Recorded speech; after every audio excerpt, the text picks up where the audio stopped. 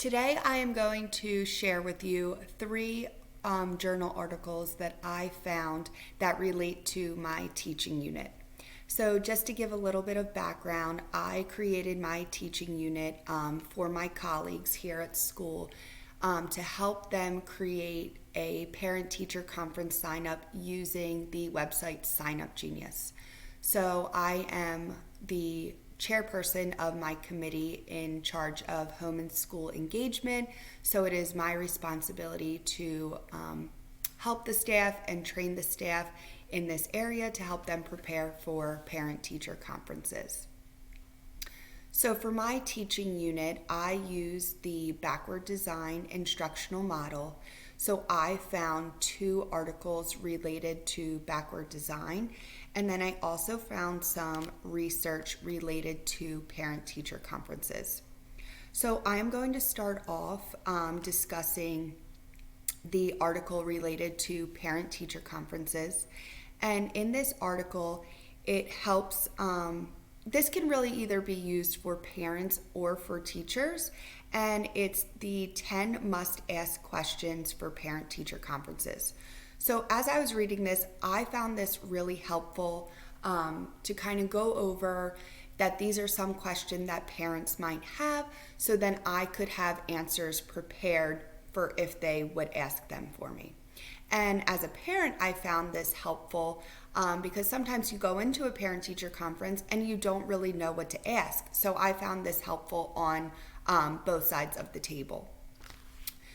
So I also found that this was relatable to my teaching unit because this year we have a lot of new staff, new teachers, first-year teachers, new teachers to the district.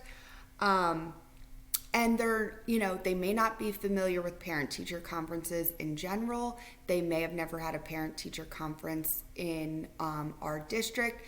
And we're also coming off, almost 2 years of non-traditional schooling. So last year we taught virtual, hybrid, in person. This year it's a little bit more normal. So we're, trying to get back into a more traditional approach to parent-teacher conferences. So I really found this, refreshing to help refresh all of our memories or just to introduce this to our newer staff. So like I said, it provides 10 questions to think about prior to conferences, and I found that going through each of these questions was really helpful in order to prepare answers so you could be prepared for what might happen in that parent-teacher conference. So like I said, teachers could review this in case parents were wondering about these topics. And also, as a parent, I found it really helpful to give maybe a starting point to, jumpstart that conversation. So now I'm going to jump to talk a little bit about backward design and why I found that this instructional model was appropriate for my teaching unit. So my teaching unit was really based on the learners, learner-centered.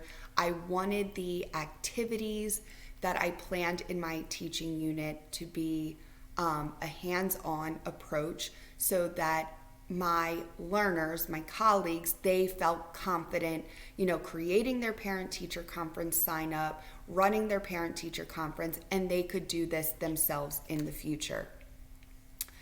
So with backward design, the key challenge is to design the curriculum and instruction that facilitates that understanding, retention, and generalization.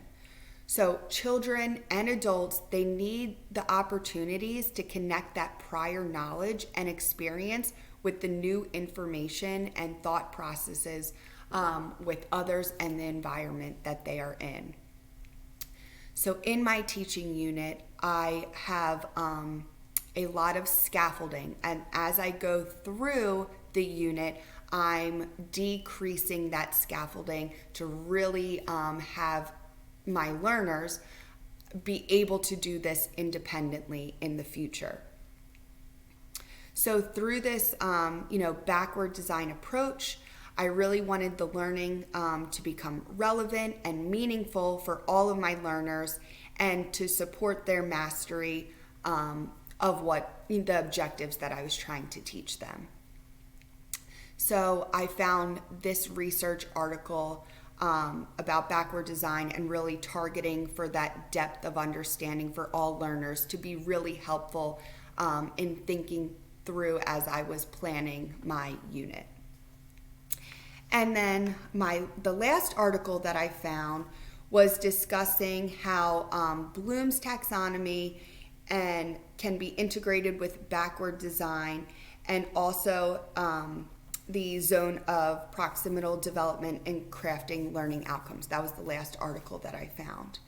And this article, it combines all of these frameworks and instructional models together.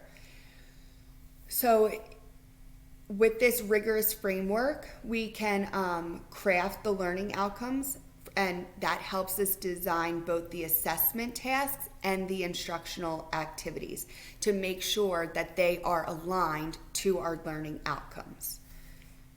And using backward design as the instructional model while also thinking of Bloom's taxonomy, that really helps a teacher or a curriculum designer make sure that they are creating their units with everything that their learner needs to be successful in the unit. Let me see. So I believe that is all I have. So thank you for listening, and thank you for learning a little bit more about my teaching unit. I really appreciate it. See ya.